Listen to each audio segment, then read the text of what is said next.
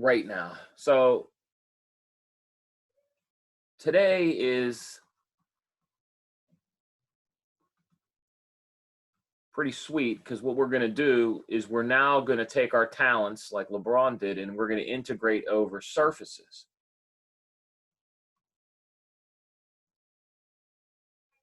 So just to put this in perspective, we've integrated over intervals, that's Calc 1 and Calc 2, and then now we're integrating in Calc 3, we've integrated over regions in the 2 dimensions, we've integrated over regions in 3 dimensions. I alluded to you can integrate over n dimensions, and then we integrated over curves. And today we're going to integrate over something even more general, a surface. So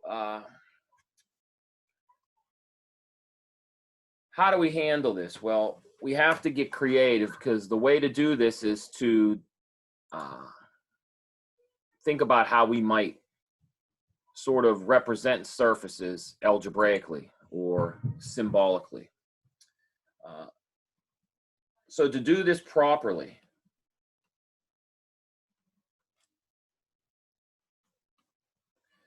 we must have better descriptions of surfaces. Now, so let me sort of elaborate on what I mean by this, better descriptions. And again, you guys know the way I like to do things. I like to put quotations over things. I mean, better is it's a very vague word. What do we mean better? Well, it depends on what your goal is to do, but maybe if I sort of motivate it this way. So we know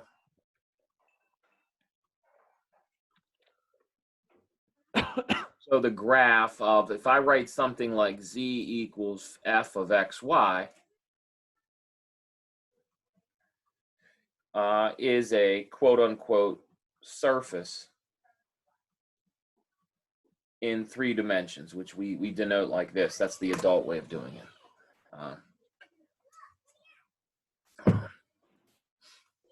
You know, so what was one of our favorite examples was this bullet, the paraboloid that I love to draw. So say we had z equals, I don't know, let's do it upside down. So something like 4 minus x squared minus y squared. You know, it would look like this.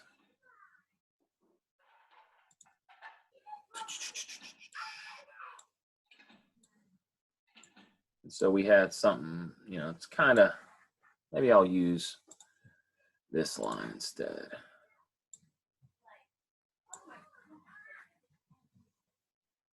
So what does this creature look like? Well, it looks like this. It has it when you plug in 0, 0, it's at this height of 4, and then it comes down like this, and it sort of has the cross sections or circles. I know this is a pretty bad drawing, but when O'Grady fails you with drawing, you go to what? You go to GeoGebra and graph it.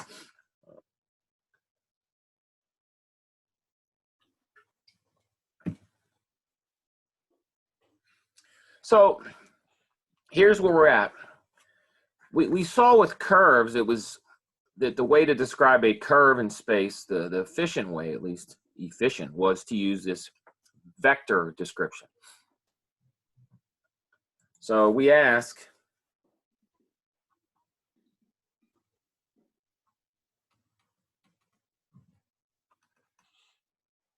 can we describe it better? And this is not, you're not going to find this in a book. They're not going to say, do we describe it better? But what I'm trying to do is think about how my brain thinks about it. You know, what do I mean better? Well, that can mean lots of things, but imagine a curve. We said what was nice about describing curves parametrically was that it gave us a direction. So if we wanted to think about an object moving along a curve, this parametrization using the fact that we were using this vector tip, as we could trace the trajectory of our object along a curve. That was one way that I encourage you to think about these curves. And so the question then becomes, is there a similar or an analogous way of thinking of surfaces? So let's think of it from that angle. So since something like r of t, which we've been writing like this,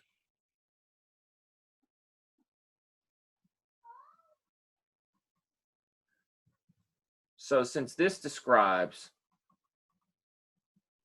a curve, we might ask if instead of doing r of t, but what if each one of these guys had two independent variables? I mean, we're just thinking of the natural generalization. So if a curve is given when each one of these has one independent variable, what if x, y, and z depended on two variables?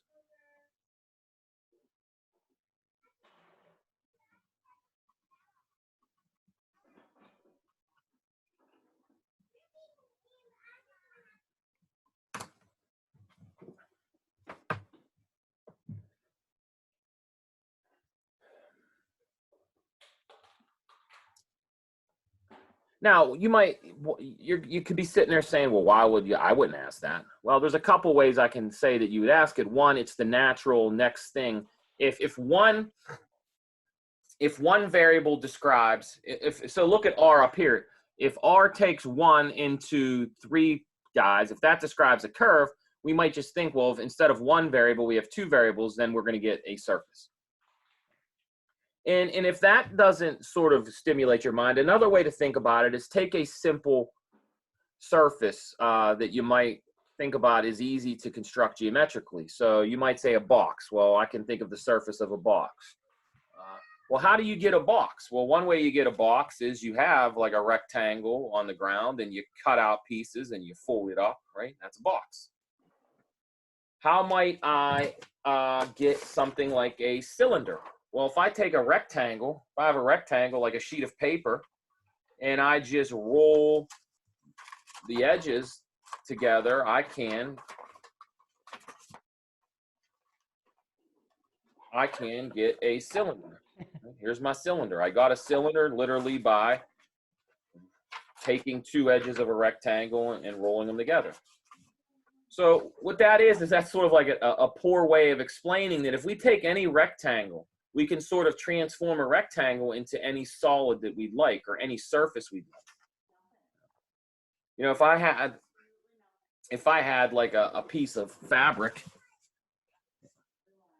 say I take this shirt, imagine it's in the rectangle, and if I just sort of pick it up like this, I mean, you can imagine every point on the table is mapped to some surface in three-dimensional spaces.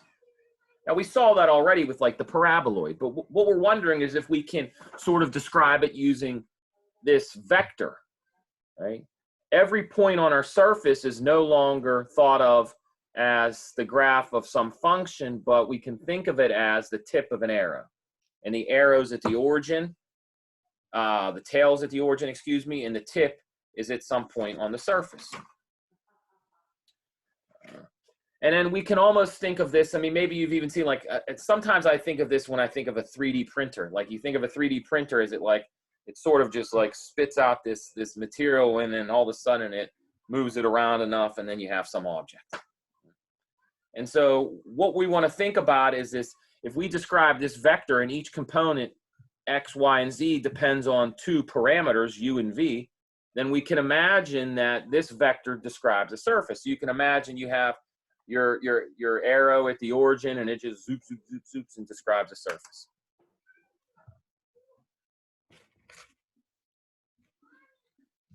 So in order to see that this works, let's think of these simple shapes and let's describe them.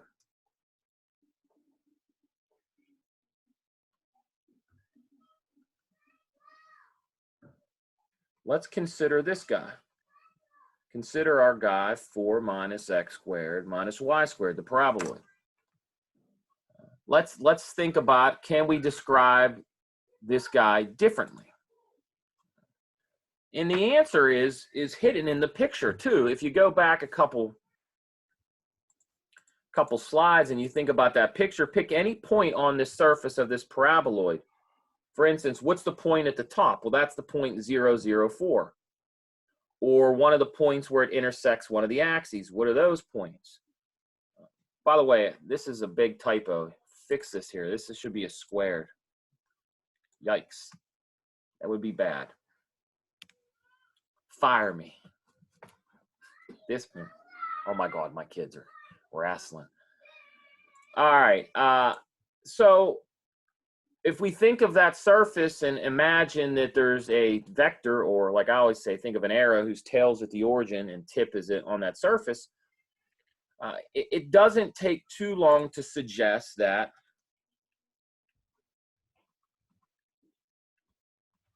let's take R of UV and let's just define it like this, UV, and then what's the X coordinate is U, the Y coordinate is V, then naturally the Z coordinate would be this. Now, if you just spend some time plugging different values in for U and V, you would see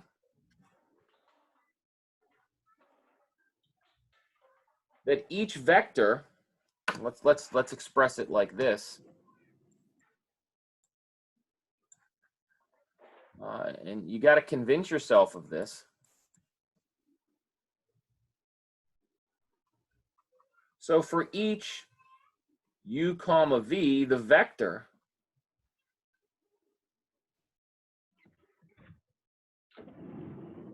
R of UV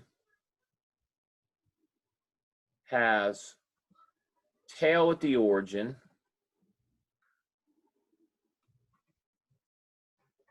and tip at the point U comma V 4 minus U squared minus V squared.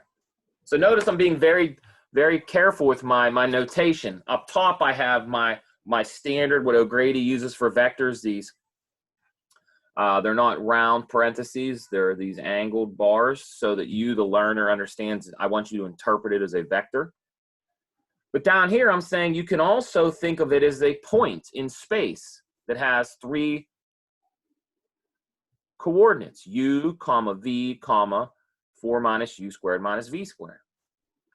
Now, the only way you're going to really see this is if you go and graph it yourself and pick specific values for U and V.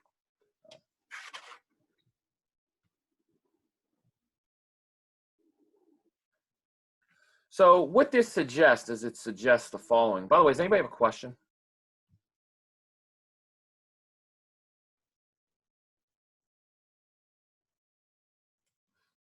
Okay, so here's a cool fact.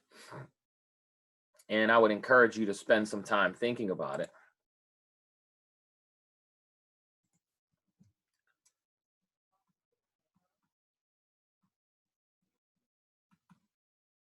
So given any explicit function, whoa.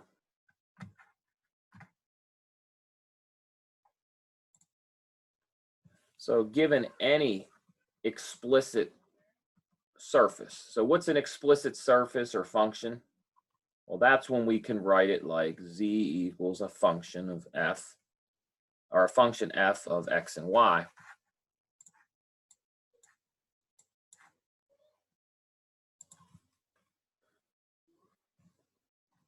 What we can do is we can parameterize it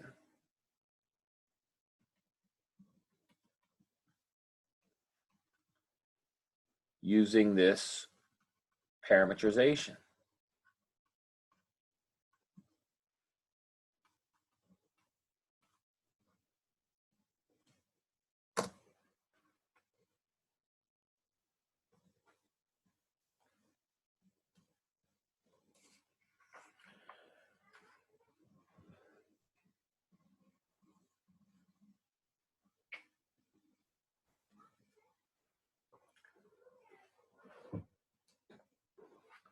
How could we describe other things that aren't explicit? So lots of, we also have to deal with non-explicit surfaces like spheres and cylinders. Those will pop up all the time. Cones, ellipsoids. But we sort of have some hints on how we might parametrize those guys because we had things like cylindrical coordinates and we had things like spherical coordinates. Now, it's very important to understand the other fact of this, which I haven't said, but I will point out right now. So here, what do we know about U and V? Well, remember, U has to be between some values, maybe A and B. And what is V? Well, we assume V is between two other values, possibly different, so we'll call them C and D. So really, this parametrization goes from a rectangular domain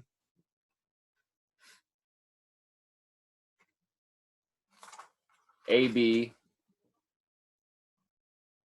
C, D, E, F, G, H, I, J, K, L, M, N, P.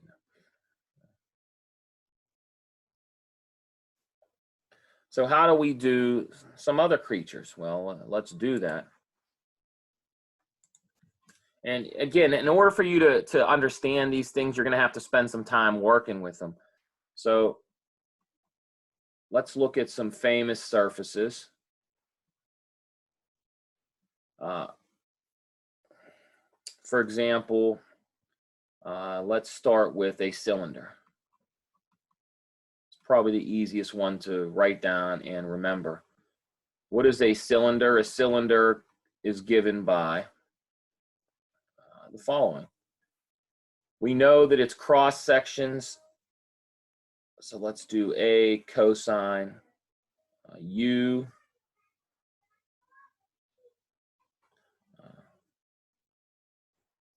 A sine of U comma V.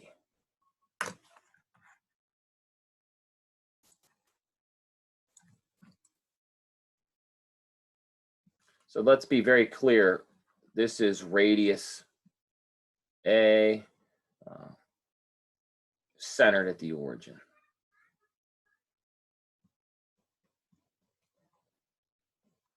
I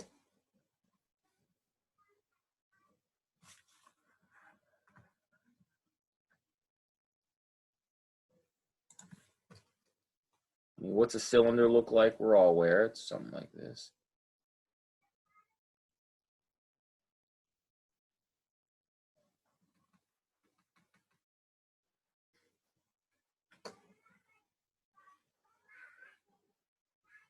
Now, it's important to understand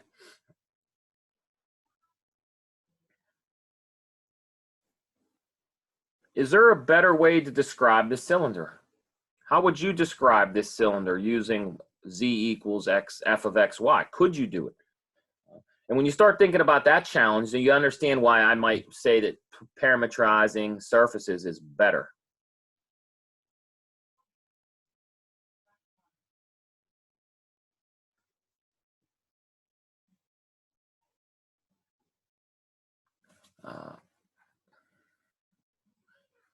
Does anybody have a question about this?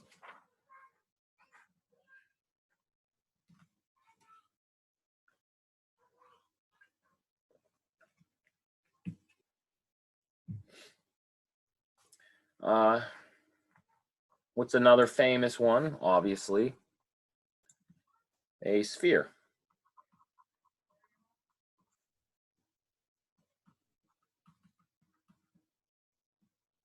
So we'll say radius A. Again, by the way, what's the equation of a sphere using X, Y's, and Z's? Well, this is all the points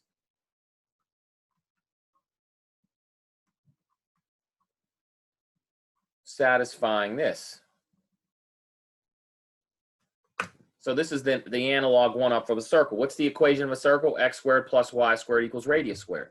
A sphere is X squared plus Y squared plus Z squared equals radius squared. But the thing, as we know, is it's not easy to work with this equation And so we ask, is there a better way? And it turns out there is.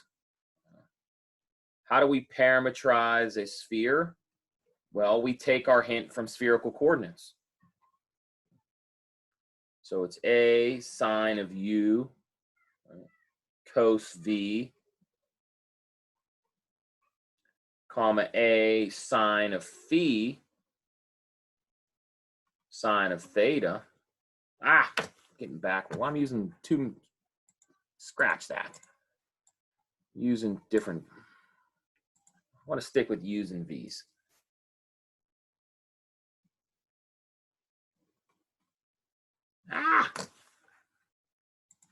Sine in the middle. Even I would flunk the test.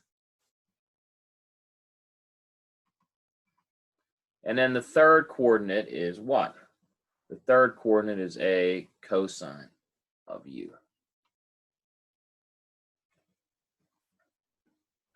And don't forget, where does u range?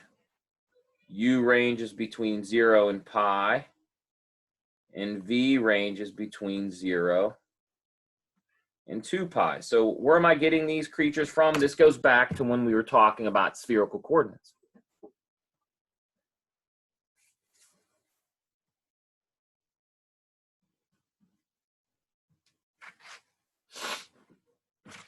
Okay. So again, these are things I would encourage that you play around with, that you investigate.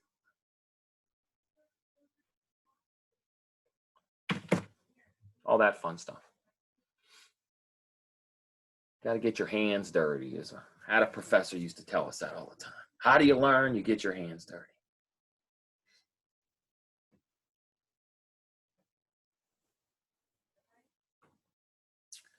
All right, now,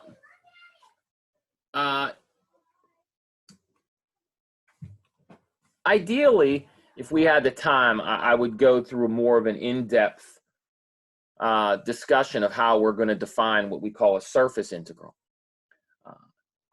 However, it's not terrible that we don't go through the construction, because we've already done it with line integrals. It's very analogous of what we want to do. But so I think it's better served if we think about what a surface integral's job is, or what do we mean by integrate over a surface. So one of the standard examples that's often used is this idea of you have a sphere, and maybe it's the Earth, for example. Maybe you want to know something like, what is the average temperature at the Earth of a given day or time? And the way you would answer that is you would have some sort of function that describes, here's the temperature at this point on a sphere. And so in order to determine the average value, what you'd have to do is add them all up. But a sphere has infinitely many points, so the way we add it up is we add up through integration. And then we divide by its size, and that gives us the average value. And so what you would do if you really wanted to answer that question, you take your surface and you chop it up into little pieces. And each one of those little pieces has a size, which we're going to call ds. It's surface area, right? Just like we had a dx, that was our little piece of our interval. And then we had a ds for the little piece of our curve. So what we're going to do now is a very similar thing. So let's check it out like this. So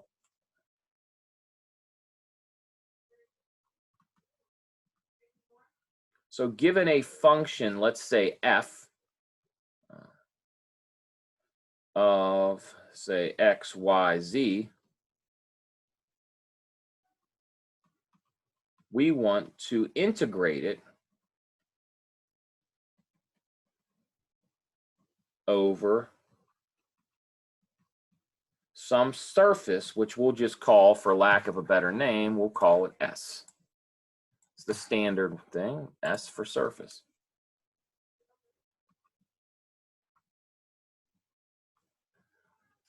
So now f is a function. It is defined, we're assuming it's defined on some surface. Again, maybe F represents the temperature at some point on a sphere, or heck, it doesn't have to be a sphere. It could be a cylinder. Maybe we're designing big steel pipes or whatever, or wires we're trying to, and we want to study the temperature distribution on them. We have a function defined on some object. In this particular object it's defined on is a surface. And we want to know, how do we integrate over it? So how to define this?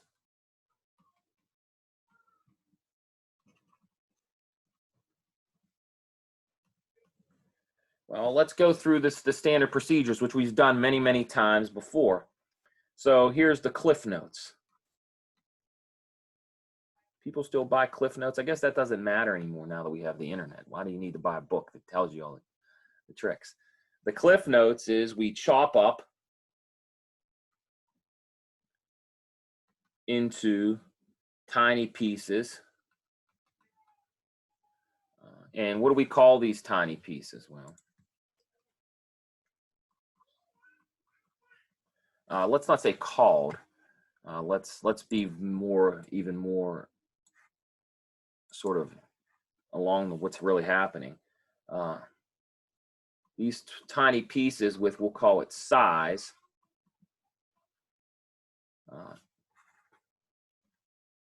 Stick with what we were using. What was our size? Our size would be this delta S.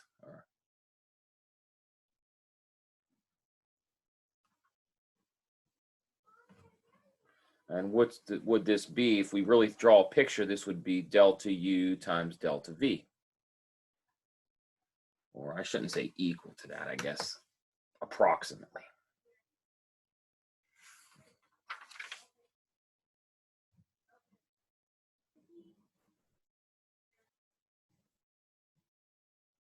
So let's be a little more, I guess, a little more careful. We shouldn't put equal sign there.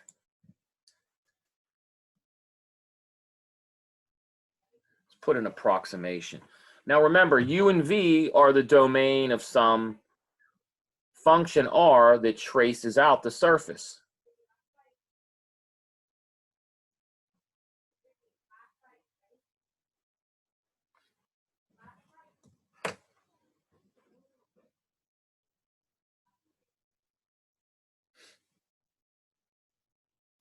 Now, if we want to be more specifically,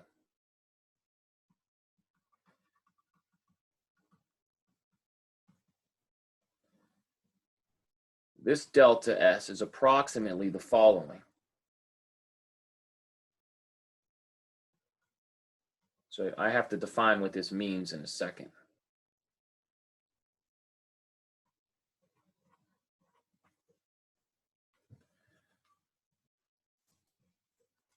Now, what is this TU? Well, TU, let's be very careful. These are vectors. That's the cross product.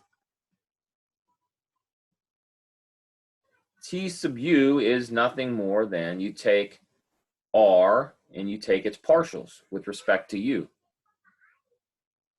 So this would be the partial of X with respect to U, the partial of Y with respect to U, the partial of Z with respect to U, not V.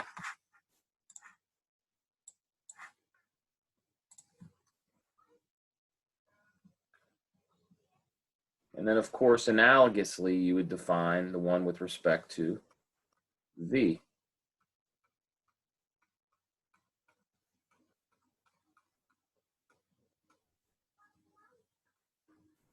Now, you might say, where am I pulling this out? Is it he's just pulling this out of thin air? And I am, but I'm not. I'm pulling it out of thin air right now, but if you draw a picture, it starts to make a little bit of sense what's happening. We know what TU cross TV are. Or at least we know what happens when we cross two vectors. If we cross two vectors, what do we get? We get a...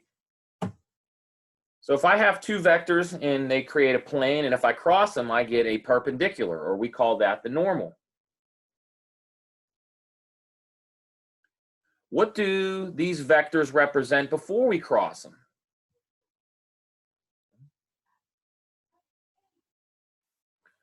Well, let's think about that. Imagine what R does. So if we can imagine what the surface we have, let's think about what's happening here. You have some piece of your domain, which we'll call, what is this? Well, let's say here's our piece over here in UV land. And then this is what? Well, this is our delta U. This is your delta V. And this little rectangle is going to get mapped somewhere by R.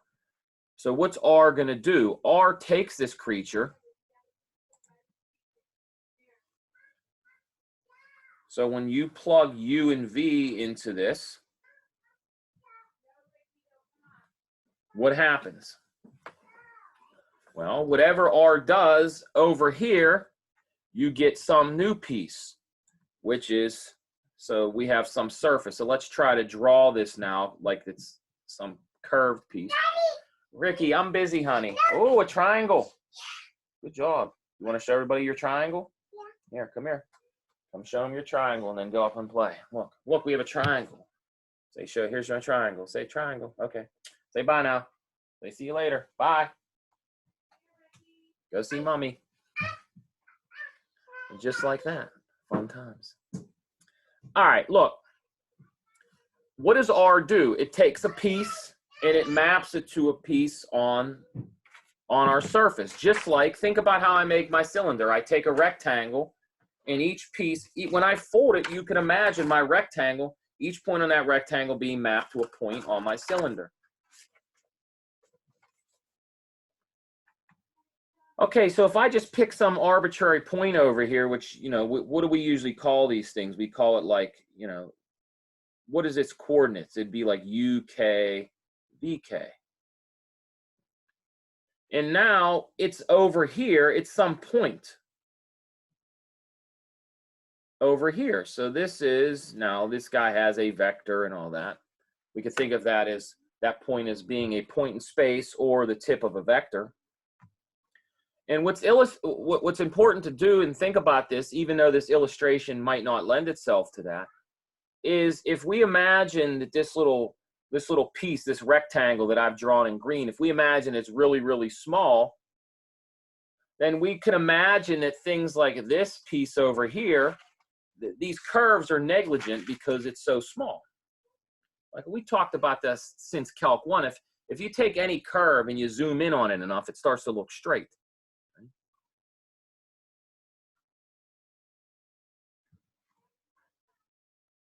So what are these pieces then? Well, if you want to start thinking about this, you can take,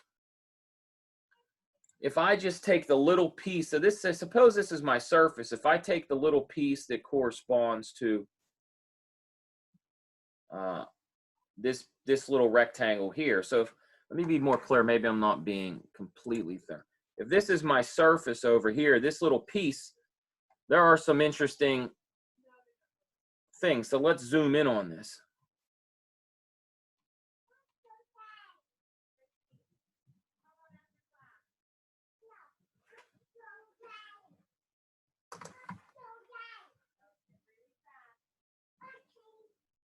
We're gonna have a visitor again. Ricky, can't be doing this. What do you want to show me? Oh, what's that? Rectangle. What's that? Rectangle. A rectangle. Oh yeah, see, rectangle. Okay, good. Or is that a square? Square. A square? Okay, show them. All right, say bye. Bye. Say see you later. See you later. Okay, good job. We're building. All right, so if you zoom in on this, imagine what is this point right here? Well, if you try to draw what's happening here, let's get black out. If I have this little piece, I can think about, we have a vector here, we have a vector here, and we have a vector here. And what are these vectors? Well, this vector right here is precisely T sub u cross T sub v if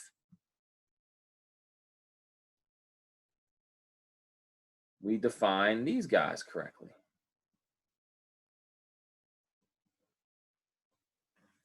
Now, you might have to work out the calculation to convince yourself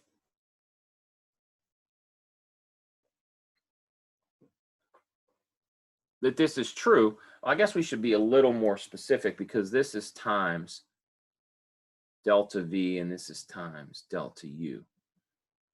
Got that upside down.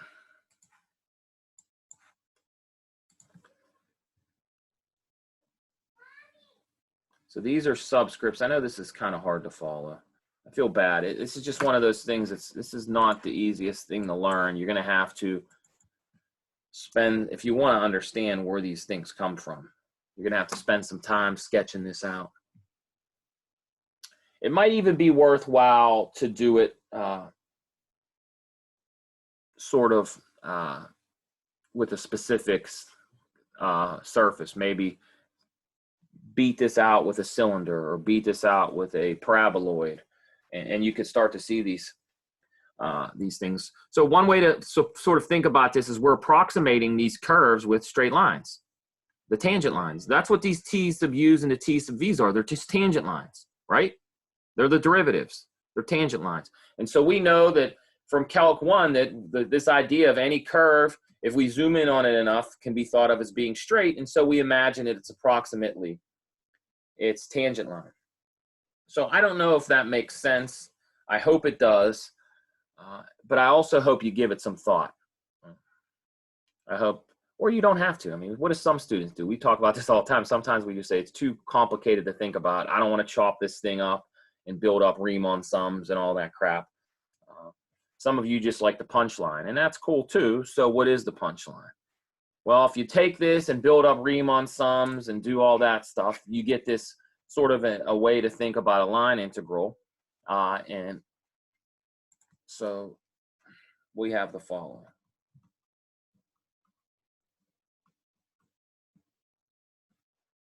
Here's our definition.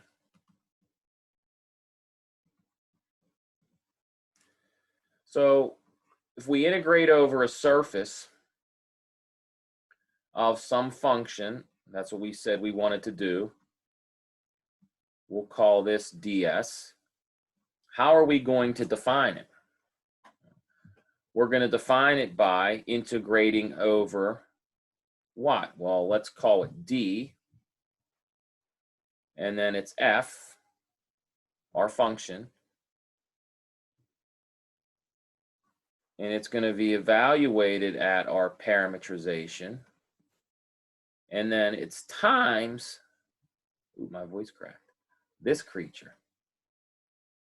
Ah, that's ugly. T sub u cross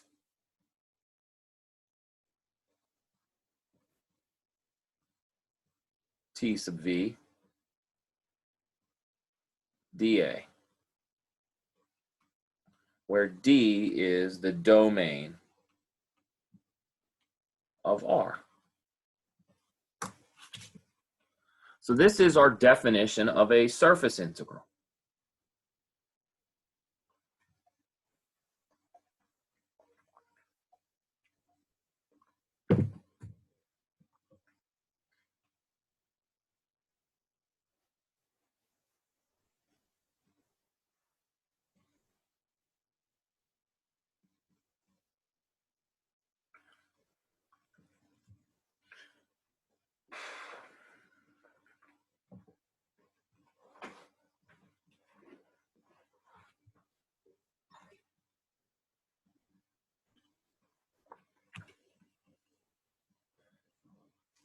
Now, of course, when we write this down, we assume these things exist.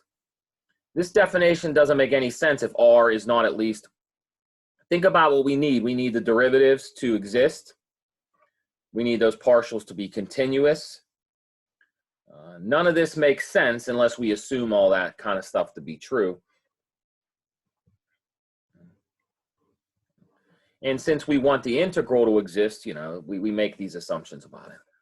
If they don't exist, then the integral doesn't exist. Okay, let's do an example, because these really aren't bad. The difficulty always comes in, as you would imagine, computing this cross product.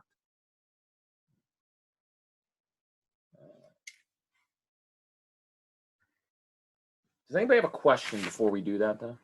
Comments? I always feel it's always unfortunate that we squeeze all this stuff in at the very end of the semester, because it really deserves more time. And, you know, a lot of people would argue that Calc 3 is probably not the place for some of these vector calculus things like surface integrals. But, you know, hopefully you guys will you know, if you're interested, you'll take the necessary time to learn about them if you want. If you don't want to, then who am I to say anything? So maybe you don't care. I won't be mad at you. All right, so let's do one.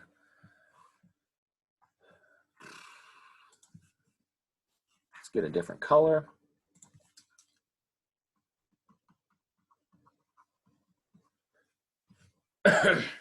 So let's integrate the following. Well, I don't like writing it like that. You guys know I like to write it like this. So let's compute.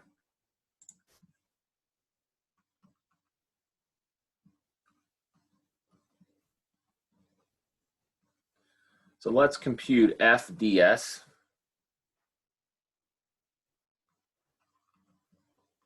Where S is, let's do the sphere.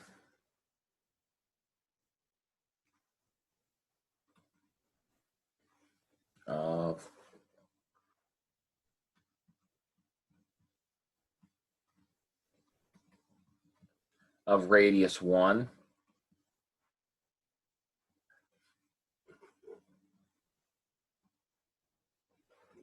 And now we need a function. How about f of xy equals,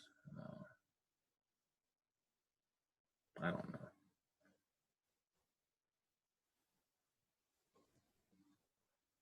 Let's do something simple. How about 5 plus 3x?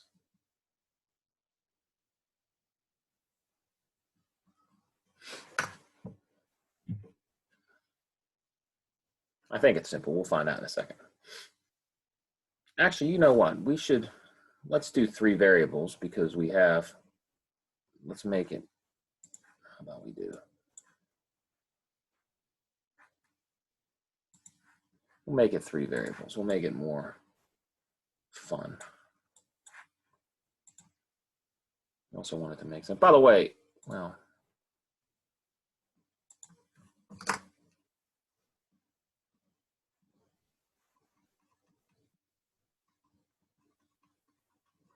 let's just say 2x plus 3y equals z.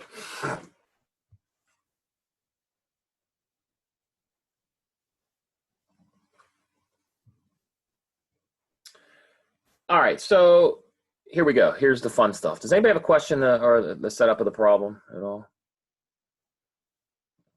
Typically, the standard textbook problems are ones like this where they'll say, here's a function. Let's assume it's the temperature on the surface of a sphere and all that. But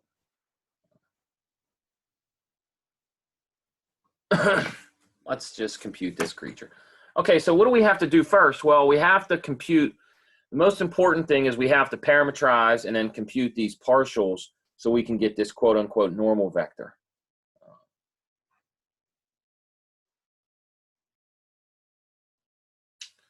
So let's change colors.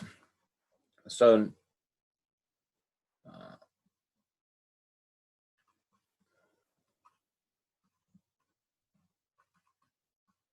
what do we need to compute? Well, we need to compute T, U, and then T sub V for what's the equation of our sphere? Well, if you go back to what we had before, what is R? So it's A, blah, blah, blah, then we have the coordinates, so we're gonna use our spherical coordinates. By the way, the nice thing is once you work out this normal for the sphere once, you always know it. You won't have to keep doing it every time you integrate over a sphere. So that's at least the silver lining in all this, guys. Okay, Well, I guess I shouldn't say any questions. Okay, so how do you do this now? Well, what's the equation? This is A cos U cos V, and then it's what? A sine U sine V. Oh, excuse me, this is sine. I'm getting backwards now.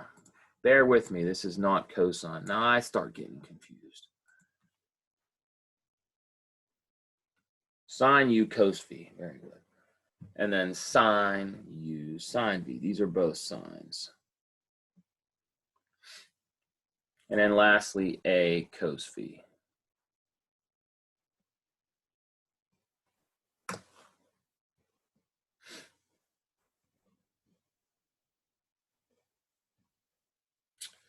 All right, so, most of you will never memorize this. What will happen, hopefully, is if you do enough problems, you just write it down enough that you don't need to look it up anymore. Obviously, you probably don't have that memorized right now.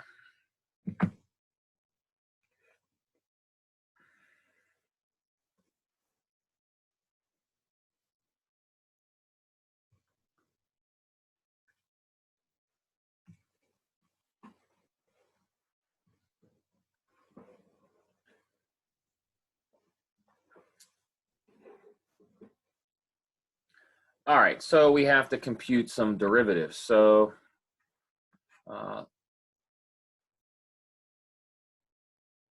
let's do that. Let's get out some other colors. So we want to take each component with respect to u. So let's call that t sub u. What is that? Well, you differentiate the first one, it's a sine. So this becomes a cos u cos v, and then a cos u sine v. And then there's no u in the third component, right?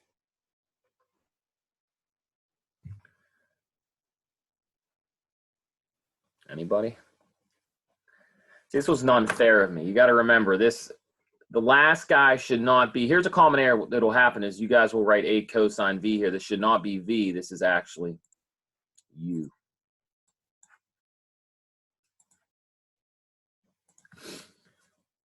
So maybe I shouldn't be trying to trick us with all these complicated formulas.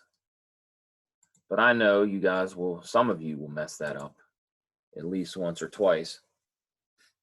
So what's the derivative of cosine? It's negative sine, so this becomes minus a sine of u.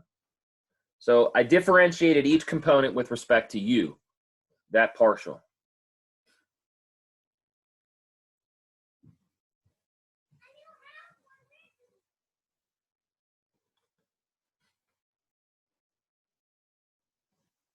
Okay, so then I do that again, but this time with respect to v.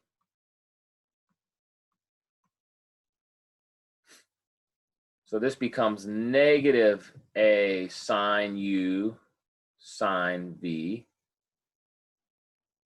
because the derivative of cosine is negative sine. Then it becomes a sine u cos v, and then 0, because there's no v in the third component.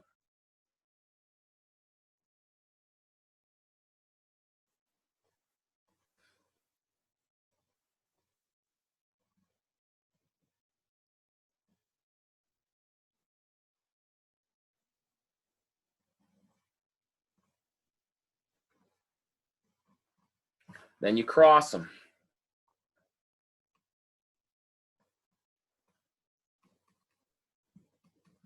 How do you do that? You set up your IJK business. Yikes. And then you plug this in. This is an ugly calculation. I will let you do it for fun. What are you going to get? You're going to get a squared sine squared u cos v, comma, a squared sine squared u sine v, and then the last coordinate is a squared sine u sine v.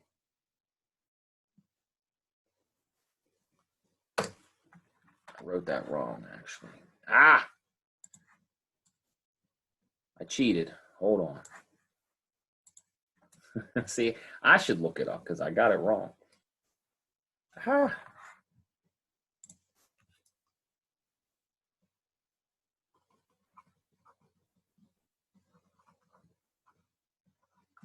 So there's no V in the third component, UU.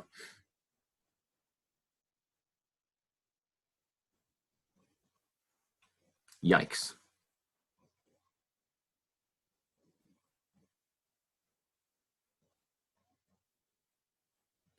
Now, if you take each one of these and square it and do the trigonometry, yikes, you can suffer through that.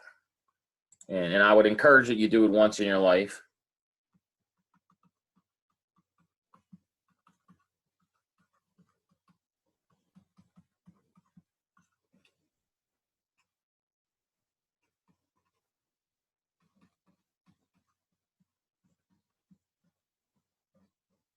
It simplifies to nothing more to a squared sine u.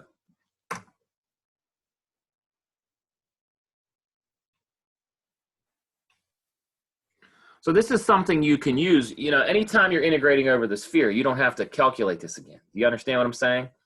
Do it once. Suffer through it. I skipped all the steps, but hopefully you can fill in the details. And then just use this fact. So as I said, there's certain common surfaces that will integrate over, like the cone or a cylinder, or you integrate over a sphere. Those common ones, you do not need to compute this every time. You just need to have it written down somewhere what it is. I hope you understand what I mean by that. Does anybody have a question about this? Okay, so we got to go all the way back to our original problem. I mean, this was, maybe I should have broke this problem down. We have to integrate this creature now. And it's going to be a hot mess. Look how ugly this integral is going to be. When we want to integrate this creature, we have to plug we have to plug R into F, yikes, which means we'll replace X with that A, you know. Well, I guess we're using what? We're using radius 1, so we can replace all those A's with 1s, but still it's going to be quite ugly.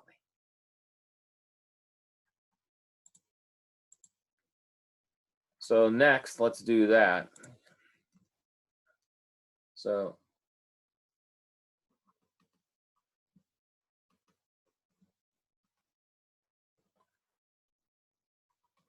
you just have sine of u since A is 1. Now here's the fun part. Next, you need to take F and plug u comma v into it.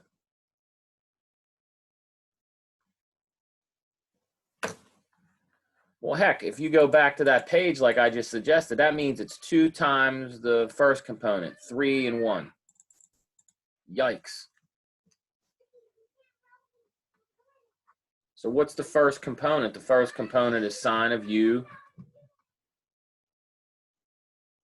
cos of v, and then it's going to be plus 3 times, was it y? I think it was y was the next one. So it's going to be 3 sine u cos u. God, I'm losing my mind. Sine v. Because that's my x or my y coordinate. And my last coordinate was the z coordinate, which is just cos of u. So that's my function now. This is what I have to integrate. Yikes.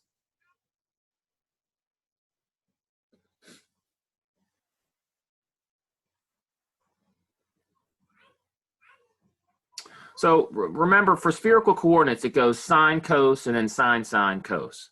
That's how you know, you're going to have to, most of us are going to have to look it up into, because we're just not having enough practice right now to know it off the top of our head. Okay, so what do we have? Finally, you can plug it all together. So finally, the integral over S of f ds is, what is the equation for for the sphere? Well, we know the first coordinate 0 to pi, it's 0 to 2 pi. And then we have to write down that creature that I have here, the 2. So this is 2 sine u cos v, and then it's plus 3. What was it? Sine u sine v plus the last guy, which was just cos u. And then what are our variables? It's dv du. Yikes.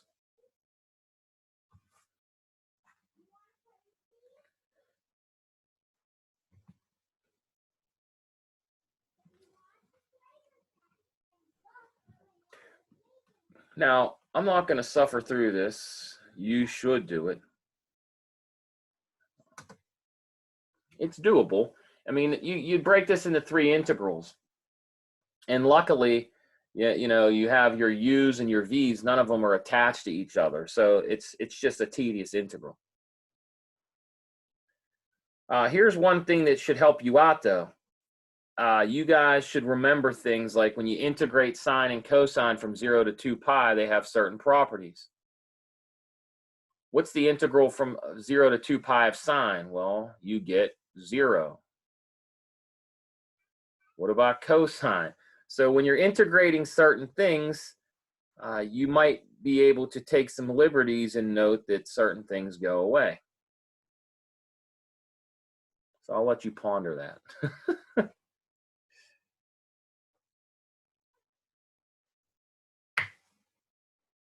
Does anyone have a question about this?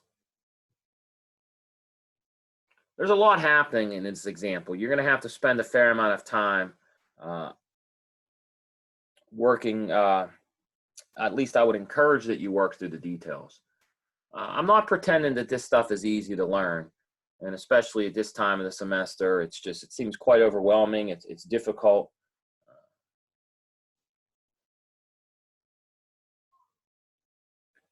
But it is what it is.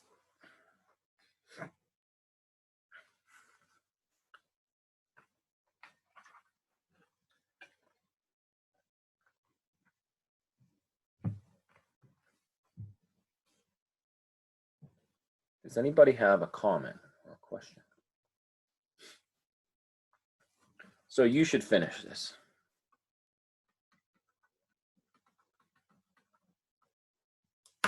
It's good practice. All right.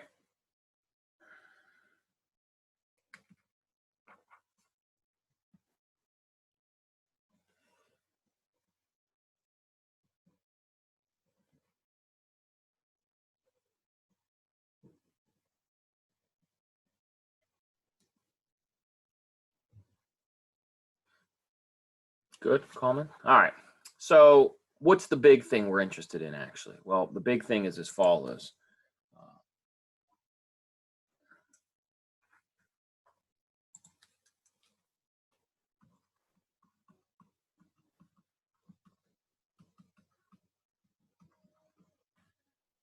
Well, we can integrate vector fields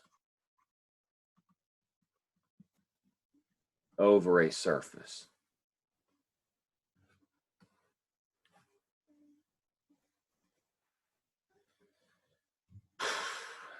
So how do we do that? Well, if we have a vector field, we can't just, it doesn't make sense unless we sort of modify it.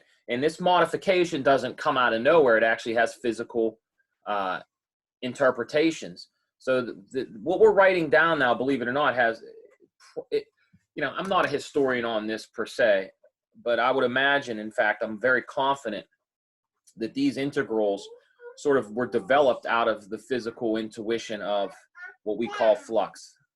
Hold on a second. Ricky, you got to go upstairs, honey. You got to go upstairs. Go see mommy, please. Can you go tell mommy, come here? Can you tell mommy to come here? Okay. Okay, thank you. Go tell her. So anyhow, we have to modify this thing so that it makes sense. And the correct way to do that so that it has meaning in the physical world is we multiply f by something. what we do is we take the dot product of our vector field with n. So what is this? Well, here n is just equal to this. Now, once again, there's some technicalities we're skipping over. I guess let me be more clear. Let me write this down. I kind of skipped the important piece of this. This is equal to this, and so I sort of lied. Let me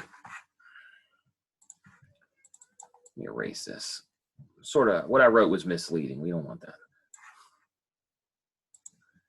So this is how do we integrate a vector field? Well, first off, it doesn't make sense to just say f ds, where f's a vector field. So what we do is we say f dot n. And so the correct way to do this is to take this cross product and dot it with the vector field. Now, n is called the unit normal vector.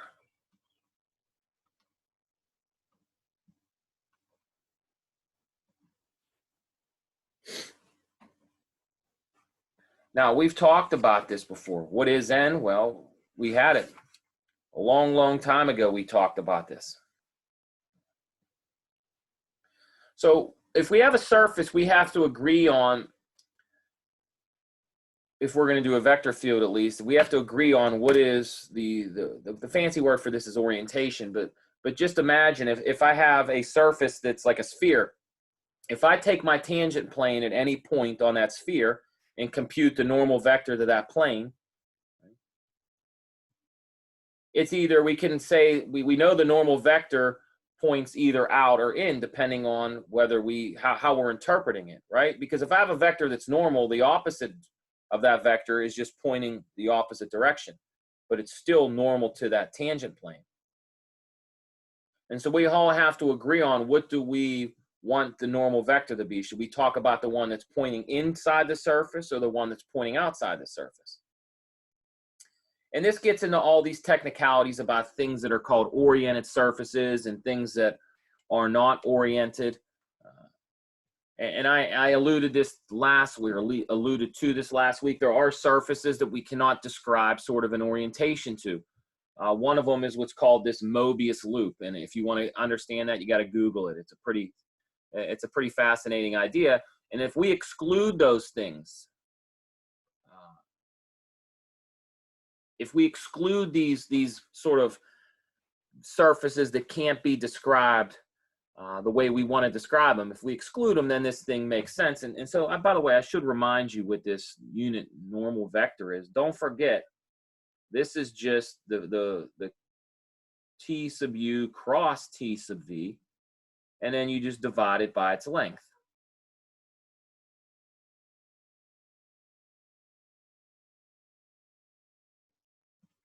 That's it.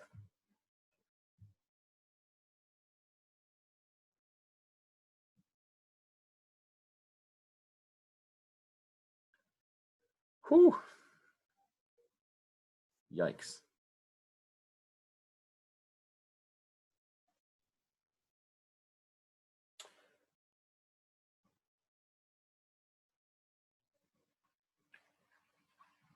So these are often called flux integrals. And the reason it's called a flux integral is because of its connection with the physical world. So if you went to Google and Googled flux integral, you would see this creature, perhaps using different letters, but nonetheless.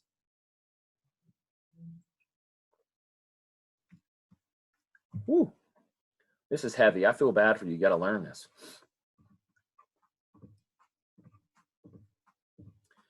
There is sort of like a silver lining to this.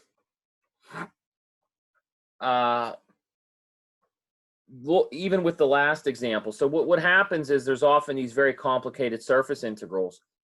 And it sometimes turns out that we can evaluate them in simpler terms, in things that are analogous to the fundamental theorem of like the line integrals, or things that are analogous to Green's theorem. And that is, we turn one integral into another integral using these derivatives. And so if you want to make the dots connected between what we did today and last class we talked about these ideas of divergence and curl, these sort of derivatives we defined. And it turns out that certain complicated surface integrals and line integrals can be sort of written in terms of other types of integrals. And so we get these nice relationships between integrals, and the idea is that oftentimes one might be complicated, but if we use one of these big theorems to rewrite it, we get an easier integral to evaluate. Anyhow, that's what we're going to talk about on Wednesday. We're going to talk about these two big theorems. And essentially, we're going to just ask you to do a bunch of integrals, some that can be difficult. Actually, this is all difficult. No one's pretending for a second. I'm almost done. What's up? Well, go ahead. You're not hurting anybody. Well, then I don't. Okay. This is all right. We got an ant. Code red. We got an ant. Anyhow, that we'll do this. What I'm going to do is I'm going to assign a bunch of integrals, and most of these integrals I assign can be done a long way, or they can be done in an efficient way. So that's what we want to talk about on Wednesday, and then we'll be done. Does anybody have any questions? I mean, really, the best way to learn this is I did a half of an example for you. I tried to motivate some of these ideas. I don't know how effective I did it, but the best way to learn this is you go get the homework tonight or tomorrow and suffer through some of these, and then ask questions Wednesday and ask questions Friday or over the weekend or whatever, and then we move on. That's just how you learn it. Does anybody have a question or a comment right now? All right, cool. So go on the internet, Google surface integrals, try to learn about them, try to do the problems, and ask questions. That's the best way to do it. And then we'll pick up Wednesday. All right, if you guys don't have any questions, you just quick question. Yes, sir. What do you consider the end of the term so I can submit all my assignments? Well, I don't care as long as, I mean, you can submit them whenever you want. I would like to have everything to me next Wednesday. I think grades are due Friday. Oh, next Wednesday? Yeah, they moved it back because of the Rona. So that's what I thought. So, I mean, I don't know. Originally, everything should have been due this Friday, but I'm going to let you guys have till next Wednesday if you want it. You don't have to take it. And then I'd like this Friday's what I'm shooting for. Yeah, what's that? So this Friday is what I'm shooting for. Well, that's fine. I mean, you're in a different boat. You're trying to finish everything. You're graduating, right? So, I mean, if you want to knock it out, that's fine. I'll try to post the final tonight then. I mean, again, there's going to be, it might be a problem or two that you won't know how to technically do yet because we didn't show you this thing called Stokes' theorem or the divergence theorem. But other than that, you'll be able to do everything else on the test. All right. Does that make sense? All right, guys, look, be safe. My kid's about to come down here and start being rowdy. So I will end it now, and I will talk to you guys Wednesday. Godspeed.